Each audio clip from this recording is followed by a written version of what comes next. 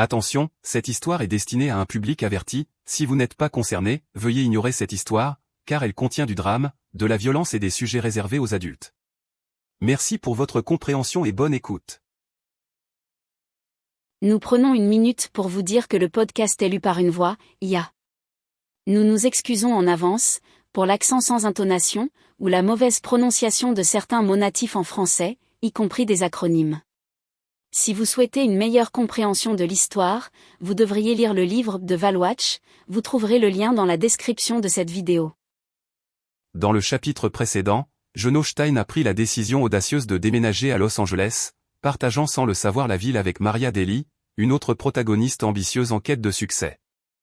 Ni l'un ni l'autre n'étaient conscientes de l'existence de l'autre, tous deux poursuivant leur rêve de richesse jusqu'à ce que le destin entrelace leur chemin lors d'une rencontre surprenante, où un affrontement déroutant les a conduits à croire à tort qu'ils étaient ennemis.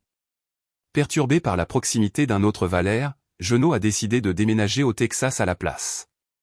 Pendant ce temps, au Tchad en Afrique, la soldate Sarah Azi combattait vaillamment le terrorisme avec son équipement, soutenue par son assistante IA, Fatima. Parallèlement, l'espion russe Ivan Rukovski, équipé du Valwatch et assisté par l'IA, Yaga, travaillait dans l'ombre pour son gouvernement, chargé d'enquêter sur les origines énigmatiques de la technologie avancée des États-Unis, comme des inquiétudes grandissaient concernant les capacités technologiques de l'Amérique. Vous êtes toujours intéressé? Alors, accrochez-vous pour le chapitre suivant.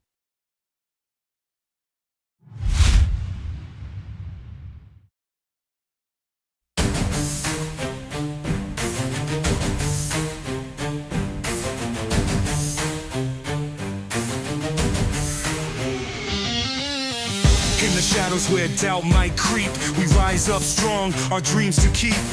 Choices abound, but we stand our ground, with hearts ignited, no backing down. Don't give up, fight and remain tall. Through every struggle, we'll conquer all.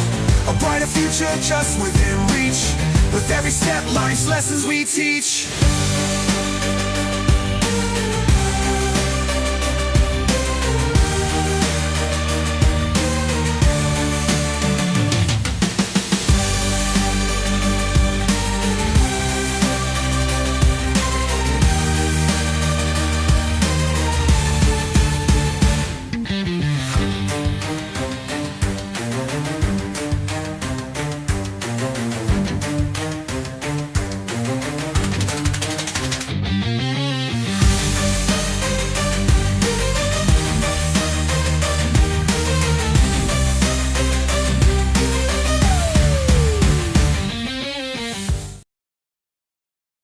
Chapitre 5, Pouvoir et faiblesse. Quelques mois plus tard, Ivan Rukovski, équipé d'un système de niveau actuel LV3S, arriva aux États-Unis comme son gouvernement russe l'avait prévu.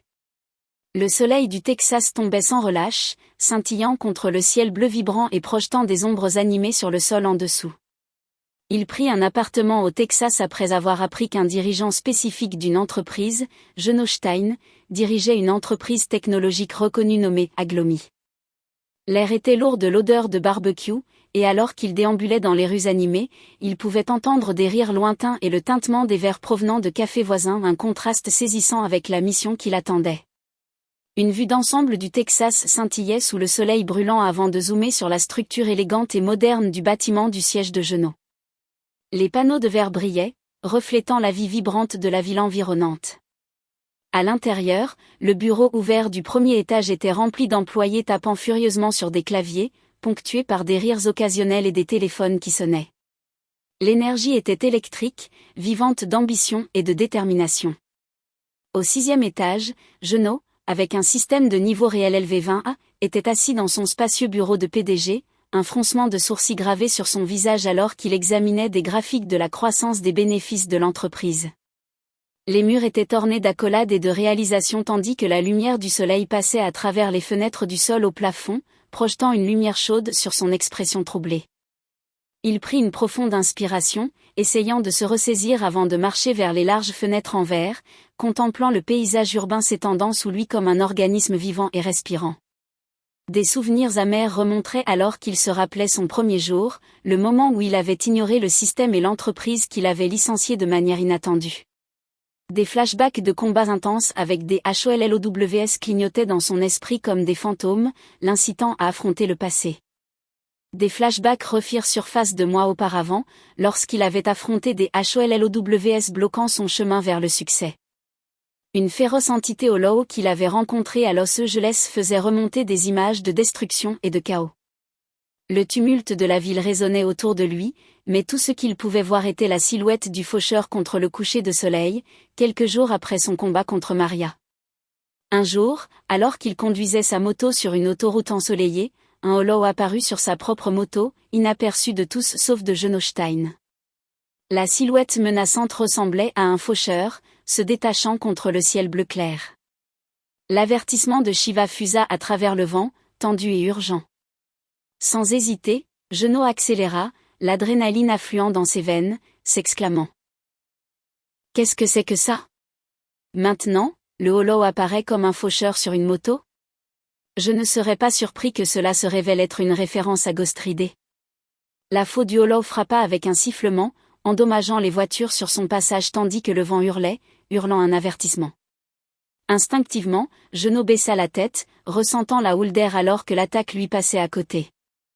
Leur combat se transforma en une danse dangereuse, un rythme mortel pendant qu'il esquivait avec une grâce fluide au bord d'un pont tandis que la ville pulsait violemment en dessous. Le frisson de la rencontre se mêlait à la peur, il se trouva piégé et incapable d'échapper facilement. Passant sa moto en mode automatique, un bourdonnement de machine se mêla au rugissement du moteur. Dans un bond audacieux, il sauta sur un camion qui passait, le hollow le suivant sans relâche. Ils se battirent avec acharnement, spirale dans l'air, Geno déployant les mouvements d'arts martiaux qu'il avait maîtrisés. Chaque esquive semblait être un battement de cœur manqué, et quand l'arme du hollow trancha à travers le camion, il explosa derrière lui, des débris s'abattant. L'intensité de la rencontre augmentait alors qu'il était soudainement catapulté dans la rivière en dessous du pont. L'eau glacée l'engloutit, envoyant des ondes de choc d'énergie à travers son corps, un contraste saisissant avec le soleil chaud au-dessus. Le faucheur plongea après lui, avec son costume, Geno pouvait respirer sous l'eau sans problème, car il convertissait dynamiquement l'eau en oxygène. La pression des profondeurs les enveloppa d'un calme étrange et mortel alors qu'ils continuaient à se battre. Leurs mouvements paraissaient presque oniriques, ralentis par la résistance de l'eau, comme s'ils se déplaçaient à travers de la mélasse. Prenant un moment pour reculer, obscurci par son cœur battant, Geno ramassa une pierre au fond de la rivière, la texture fraîche et rugueuse le reliant au sol. Il la lança de toutes ses forces, et elle traversa l'eau avec un éclaboussement, frappant efficacement le bras gauche du hollow. Il vit le strick, leur point faible, briller sur la tête du hollow, signalant qu'il devait trouver un moyen d'en finir. Il remarqua que pendant le combat, le faucheur avait creusé quelques trous dans le sol, révélant des câbles emmêlés à l'apparence dangereuse dessous. Il demanda à Shiva si ces câbles contenaient de l'électricité, et un silence tendu plana dans l'eau alors qu'elle analysera et confirma cela avec une précision froide. Maintenant, la seule chose que Geno devait faire était de pousser son adversaire à frapper les câbles avec sa faux pour l'électrocuter pendant qu'il sortirait rapidement de la rivière pour éviter d'être choqué. Son plan commença à se dévoiler. Avec une esquive rapide, le faucheur frappa les câbles, se secouant d'électricité, alors que Geno refaisait surface et se glissait sur le terrain, évitant l'attention des personnes en dessous. La route était endommagée, et les habitants se demandaient ce qui avait causé le récent chaos dans la ville. Les nouvelles de dernière minute inondaient les écrans de télévision tandis que la police commençait à chercher la source de la folie. Pendant ce temps, à Los Angeles, Maria, avec un système de niveau réel élevé 18B, était assise dans son bureau de PDG. L'atmosphère était chargée de nostalgie alors qu'elle ressentait le poids de ses luttes passées pesant sur elle. Les bruits de bureau traditionnels s'estompaient dans un brouhaha, téléphone qui sonnait et clavier qui claquait. Elle n'avait pas avancé avec le système Valwatch dernièrement, ses réussites créant un vide qu'elle ne pouvait remplir. Les luxueux environs de son bureau semblaient vides, et elle regardait par la fenêtre, où un coucher de soleil peignait le ciel de teintes orange et magenta. C'était beau, mais solitaire, et comme beaucoup de femmes de son âge, elle cherchait quelque chose de plus, un partenaire fiable pour combler le silence. Bien que certains hommes essaient de flirter avec elle, les sourires échangés comme monnaie, son cœur restait ailleurs. Geno Stein flottait dans son esprit comme une ombre, célèbre avec son entreprise, et des souvenirs clignotaient comme des flammes dans le crépuscule. Parfois, quand la morsure de la solitude s'installait dans sa chambre, semblable aux ombres étouffantes de la nuit, elle cherchait du réconfort dans des rêves éveillés, imaginant le visage de Jeannot attisant ses désirs. Chaque baiser sur ses doigts paraissait interdit, mais enivrant. Poussée par un élan de courage, elle décida de rendre visite au Texas, déterminée cette fois à ne pas porter son costume et elle craignait que cela ne lui fasse peur à nouveau, comme cela avait été le cas la dernière fois. Au lieu de cela, elle enfila une tenue simple, murmurant pour elle-même. « Ah, j'espère vraiment te rejoindre, Jeannot Stein. La dernière fois, il a été impitoyable envers moi. Devrais-je réellement l'approcher? Même si je pourrais me faire tuer? Mais je suis juste une citoyenne normale, non? On ne peut pas agir de manière imprudente comme avant parce que tu es devenu un homme célèbre aussi. Je ne vais pas mentir, il est mon type, hein? Qu'est-ce que je dis? Est-ce que je suis devenue folle à cause de la solitude? Bien que mon cœur veuille quelque chose d'épique, quelque chose d'inhabituel aussi. Se fondant dans les ombres et modifiant son apparence, elle observa ses mouvements à distance, à la fois au travail et chez lui, comme un fantôme hantait les franges de la réalité. Quelques jours plus tard, Ivan Rukovski se promenait autour du bâtiment de Jeannot comme un citoyen ordinaire, se fondant parfaitement dans l'agitation de l'après-midi tout en sirotant son café sous le soleil d'après-midi. La chaleur résonnait contre le pavé alors qu'il se délectait de l'arôme du café noir fraîchement préparé s'infiltrant dans le café avec une terrasse en extérieur, où rire et bavardage résonnaient, inconscient des plans qui se déroulaient en arrière-plan. Avec un classement S, il pouvait camoufler les vagues de son costume, il était un prédateur invisible avançant à travers un groupe d'innocents. Il avait même les moyens de détecter un utilisateur comme une autre fonctionnalité, même s'il ne portait pas le squelette. Un jour, lorsque Jeannot sortit enfin de son entreprise dans sa voiture, Ivan ressentit un frisson de triomphe. Son assistante AI, Yaga, avait confirmé que Jeannot était effectivement un utilisateur, et il murmura. Maintenant, c'est confirmé, le fameux Jeannot est en effet un Valère. Maintenant, je vais l'évaluer. Mais Ivan voulait évaluer davantage les capacités de Jeannot et comprendre la profondeur de son pouvoir, un joueur d'échecs étudiant les mouvements de son adversaire. Dans les jours qui suivirent, il observa Jeannot mener sa vie, immergé dans les rythmes d'une ville animée.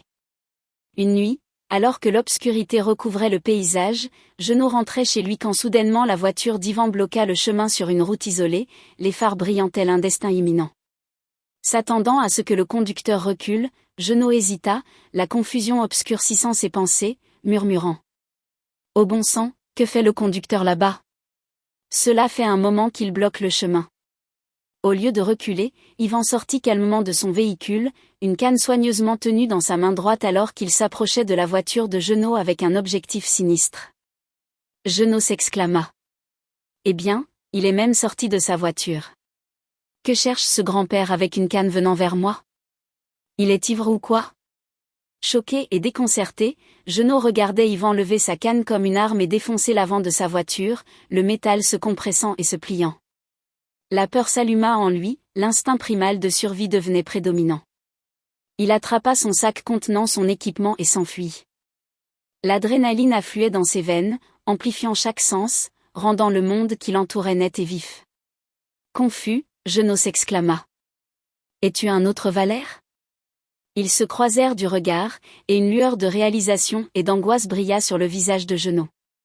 Déconcerté, il chuchota à Shiva pourquoi elle ne l'avait pas prévenu. Sa voix répondit, teintée d'urgence. « Jeannot, c'est étrange. Même à présent, je ne l'identifie pas comme un utilisateur. » Un silence glacial suivit.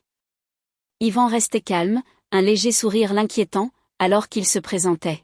« Je suis un Valère. »« Tu es confus? Tu parles avec ton assistante virtuelle? Je te donnerai le temps d'enfiler ton costume Valwatch pour te battre contre moi. » C'était exactement ce que Jeannot avait prévu de faire. La tension s'épaississait comme un brouillard les enveloppant. Alors qu'il enfilait son costume, Jeannot espérait recueillir des informations sur son adversaire, ce qui poussait cet homme à l'attaquer et d'où il venait. Ivan demeurait silencieux, un sourire en coin, déclarant. « Jeune homme, chercher à me connaître avec ton système est futile. Si tu veux des informations de ma part, cela se fera par un combat exploitant ton plein potentiel. Avec une détermination renouvelée, Genô métamorphosa des gantelets sur ses mains, conçus pour absorber l'impact des brutalités d'un opposant, une stratégie née de ses expériences passées. Il lâcha sa fureur contenue dans un coup dirigé vers Yvan, mais les réflexes d'Yvan s'illuminèrent sans effort, esquivant comme si l'air s'écartait autour de lui. Genô envoya un coup de pied, une feinte à travers un tourbillon de mouvements martiaux, mais rien ne sembla fonctionner contre les mouvements fluides d'Yvan. Leurs mouvements s'accélérèrent dans un bang, bang, résonnant partout, le monde s'unissant en un flou, une danse de pouvoir et de talent jusqu'à ce que Genô trouve presque une ouverture avec un coup décisif. Yvan para facilement avec sa canne, maître trompeur du rythme et du contrôle. Yvan pressa un petit bouton sur la canne, la faisant légèrement s'étendre et établissant le contact avec l'estomac de Genô. L'impact projeta Genô contre un arbre à proximité, l'écorce éclata sous son poids et fit s'envoler les feuilles dans le chaos. Yvan prit son temps en avançant, tel un prédateur savourant sa proie, avant de sauter, visant la position de Genô. Haletant, Genô dit. Argue, ce vieil homme est puissant. Je n'ai jamais rencontré quelqu'un comme ça. Alors que Genô peinait à se relever, une ombre inquiétante tomba sur lui. Il sentit une bouffée d'air comme quelque chose de chaud et lourd chutait du ciel à une vitesse effrayante, comme un astéroïde ou une comète, c'était Yvan. En un instant, il évalua son chemin d'évasion et se déroba à peine alors que le sol explosait dans un vacarme de roches et de poussière, déracinant des arbres aux alentours et le laissant un peu étourdi. Avant qu'il ne puisse retrouver ses esprits, Yvan se déplaça rapidement un flou, tel un ninja en mission saisissant son coup avec une précision glaciale. Désespérément, Genô se battit contre la prise, mais ne parvint point à se libérer. Yvan relâcha son étreinte, se reculant juste assez pour évaluer l'étendue de son adversaire, l'air chargé de tension. En scrutant Genô, qui se sentait humilié, colère et humiliation tourbillonnaient en lui telle une tempête. Frustré et poussé par un besoin de reprendre sa fierté, il ordonna à Shiva de mettre à niveau son niveau au maximum de son compte en banque, amplifiant les enjeux de son désespoir. Celle-ci demanda prudemment s'il était sûr de sa décision, en déclarant « Es-tu vraiment sûr de cela ? Cela réduira radicalement tes fonds libres. » Mais pour Genô, il ne s'agissait plus d'ego, c'était une question de survie, de quête d'un équipement utilisateur en tant que butin inestimable. Shiva analysa son compte bancaire et les prix du système pour la mise à niveau, confirmant que son niveau potentiel maximal était désormais élevé 28A. Il confirma la transaction, l'urgence alimentant sa détermination, espérant inverser la situation à son avantage. Ressentant une rapidité accrue, il se précipita en avant avec une énergie renouvelée, mais il devint évident qu'Yvan surveillait toujours chacun de ses mouvements, ses yeux aigus et alertes, parant et esquivant parfaitement alors qu'il s'engageait férocement dans les arts martiaux à nouveau. En effet, les expériences d'Yvan étaient avancées, ayant combattu de multiples adversaires et HOLLOWS en Russie. Pas à mentionner, le système lui avait accordé des compétences utiles depuis le jour où il avait reçu son équipement Valwatch. Les coups s'entrechoquaient dans le décor, la forêt environnante tremblait alors que leur fureur cherchait à conquérir l'air qui les entourait. Finalement, un des coups de Genô atteignit la mâchoire d'Yvan, une victoire marquée par la surprise. Yvan sourit légèrement, et il déclara « HMPH, pas mal, jeune homme. Voyons ce que tu as. » La reconnaissance soudainement scella un éveil, comme s'il considérait enfin Genô comme un adversaire digne. Une marque lumineuse apparut sur sa main gauche alors qu'il exploitait le sol qui l'entourait, des veines de pouvoir pulsant. La surprise s'empara de Genô. Et maintenant, il peut manipuler le sol ? Jusqu'où le système peut-il s'étendre pour un utilisateur ? Yvan dirigua sa main vers Genô, et la terre répondit, se déplaçant comme une extension de sa volonté. Le sol se transforma, des roches et des brindilles se transformant en armes d'assaut, lançant vers Genô comme des missiles. Alors que des débris fusaient dans l'air, Genô se précipita en mouvement, tentant désespérément d'esquiver les attaques du sol tout en contournant Yvan, questionnant Shiva sur le tatouage lumineux et sur la manière dont il avait maîtrisé la terre. Au cœur du chaos, Shiva analysa la marque, sa voix stable révélant. Il semble que cet homme ait atteint un certain niveau qui a débloqué cette fonctionnalité, et Yvan utilisait la connaissance comme un marteau, délivrant des frappes avec une force implacable. Pendant que Genô absorbait l'explication de Shiva, Yvan réduisit la distance avec un coup surprenant, le faisant tomber au sol avec un impact sans égal. Yvan ne montrait aucune pitié, il l'immobilisa, déchaînant une volée de coups au visage de Jeannot. Chaque coup résonnait à travers la forêt, faisant osciller les arbres et danser les feuilles comme des confettis au milieu de la bataille. Essayant de se défendre contre l'assaut, Jeannot bloquait instinctivement avec les bras, ses gantelets absorbant une partie des dégâts. Pourtant, alors qu'il se préparait, Yvan cibla son estomac, lançant des lames d'angoisse qui endommageaient sans relâche le costume, les fissures visibles à travers le matériau, pendant que des côtes se brisaient et que la peau se déchirait, laissant Jeannot vulnérable. Finalement, un coup écrasant l'envoya valser dans l'inconscience, l'obscurité se refermant autour de lui comme une couverture réconfortante.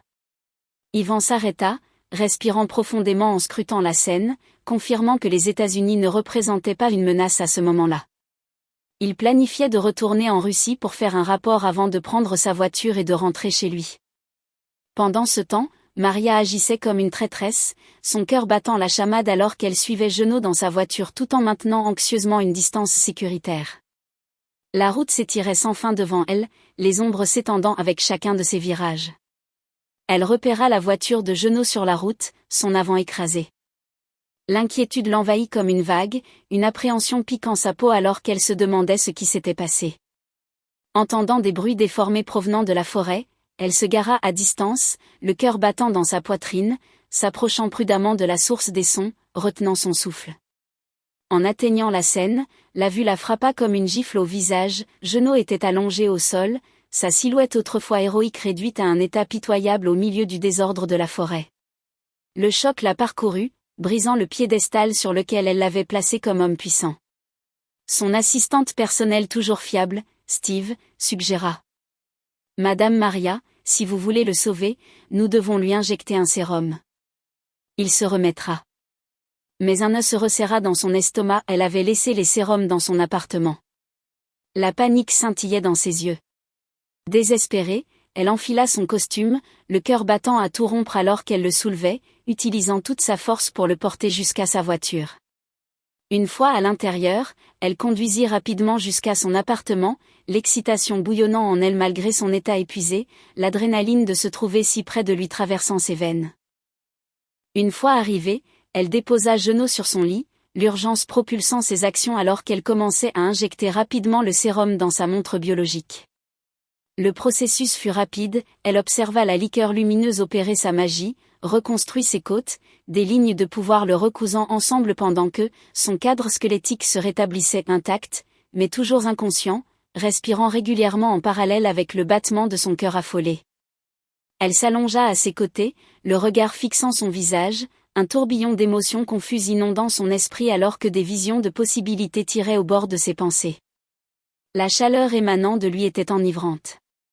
Elle considérait comment elle avait sauvé sa vie, mais cette idée s'effaçait dans la marée du désir, il resterait probablement froid envers elle, se dit-elle, fronçant légèrement les sourcils. Son cœur battait la chamade, sachant que c'était peut-être sa seule occasion de se tisser dans son existence. Doucement, elle commença à caresser sa poitrine, ses doigts glissant sur des muscles durs, hésitante, mais désireuse, sa respiration s'accéléra alors qu'elle se penchait plus près, son cœur battant à tout rompre dans ses oreilles. Elle l'embrassa doucement sur la joue, attendant de voir s'il allait se réveiller. Lorsqu'il ne répondit pas à son doux contact, une frustration éclata en elle. Son prochain baiser fut plus audacieux, pressant ses lèvres directement contre sa bouche, une étincelle allumant un feu incontrôlable alors que ses mains descendaient pour explorer, la promesse d'intimité voilant son jugement. Au cœur de leurs draps entrelacés, elle allait plus loin jusqu'à atteindre sa partie intime, ses doigts naviguant habilement à travers l'ouverture cachée du costume pour le bas. Son cœur s'emballa lorsqu'elle déverrouillait cette partie, le dénudant complètement, révélant son corps nu tandis qu'elle se rejoignait dans leur royaume partagé de tentations. Elle l'embrassa passionnément, la désespérance enflant l'air environnant, s'abaissant tandis que ses lèvres l'engloutissaient avec empressement, un sanctuaire fiévreux dans lequel elle se livrait à ses désirs, le monde extérieur s'estompant dans l'obscurité. Une fois qu'il était entièrement en érection, une vague de satisfaction la traversa, cela semblait mal, mais ne faisait qu'intensifier son frisson. Sans réfléchir au consentement, elle inséra son dans son un acte de désir brut écrasant ses sens. Ignorant les avertissements de Steve concernant le consentement, son excitation noyait tout. Poussée par un besoin incomparable, elle s'abandonna à l'instant, aveugle à tout ce qui dépassait les limites de ses pulsions ardentes. Le matin, alors que la lumière de l'aube filtrait à travers les rideaux, ils demeuraient tous deux endormis sous les couvertures, le poids de la nuit flottant encore entre eux. Maria s'accrochait à lui comme s'ils étaient déjà un couple, leur cœur entremêlé au milieu des conséquences de leurs décisions ardentes, nus et vulnérables. Alors que Jeannot commençait à se réveiller, la somnolence l'envahit, et il sentit des bras chauds autour de lui, la chaleur s'insinuant dans sa conscience. La désorientation obscurcissait son esprit pendant qu'il tournait la tête pour découvrir une fille endormie à ses côtés, une inconnue dans une mer de familiarité. La panique s'empara de lui, la confusion brisa ses pensées, et son instinct était de fuir de la situation dans laquelle il se trouvait, une toile d'incertitude. Écartant soigneusement ses bras, tandis que Maria feignait de dormir, espérant attirer son attention, Jeannot saisit ses vêtements, un besoin urgent de quitter le lieu l'assaillant. Mais alors qu'il atteignait la porte de la chambre, Maria, se sentant insultée, se réveilla, son estime de soi blessée par ses actions. Reconnaissant sa voix, malgré son style de cheveux modifié, il se retourna légèrement, la réalité s'effondrant autour de lui, demandant : « Que s'est-il passé ? La seule chose dont je me souviens est d'être dans la forêt avec un vieux. Pourquoi suis-je ici ? » Elle expliqua la situation, le sérum, le combat, comment elle l'avait sauvé et son propre tourment intérieur. Il la remercia de manière neutre, un vague sentiment de gratitude le traverse, promettant de lui rendre le sérum qu'elle avait injecté, mais elle désirait plus que ce genre de réponse, son cœur battait à tout rompre alors qu'elle demandait : « Jeannot, es-tu encore en colère de me voir ? Si ce n'est pas le cas. » Se levant, enveloppée dans les draps et se rapprochant de lui, elle continua : « Si ce n'est pas le cas, puis-je avoir ton numéro de téléphone au lieu de me rendre le sérum ? » Il demeura silencieux, des questions tourbillonnant dans son esprit alors qu'il partait, déclarant qu'un colis de livraison pour le sérum arriverait bientôt dans son appartement, une excuse pour créer de la distance. Jeannot n'avait pas de temps pour de telles émotions, des souvenirs d'un puissant adversaire, qui n'était pas un hollow, l'assaillaient l'esprit. La frustration le rongeait, et alors qu'il attendait la prochaine quête ou événement pertinent pour découvrir davantage sur le système, il était résolu à découvrir la vérité. En attendant, des pensées de ses parents en Allemagne remontèrent à la surface, des souvenirs baignés de chaleur et de nostalgie. Il prévoyait de leur rendre visite, mais le poids de sa nouvelle réalité pesait lourdement alors qu'il se préparait à affronter le tumulte qui l'attendait. Nous espérons que vous avez apprécié l'écoute, et retrouvons-nous pour le prochain épisode, pour une nouvelle aventure.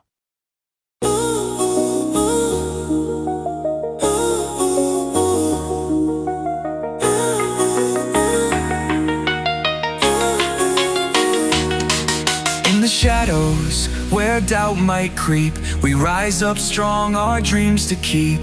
Choices abound, but we stand our ground, with hearts ignited, no backing down. Don't give up, fight and remain tall. Through every struggle we'll conquer all. A brighter future just within reach. With every step, life's lessons we teach. In the shadows, where doubt might creep, the enemy can stab us in the back. Choices abound, but we stand our ground, with hearts ignited, no backing down.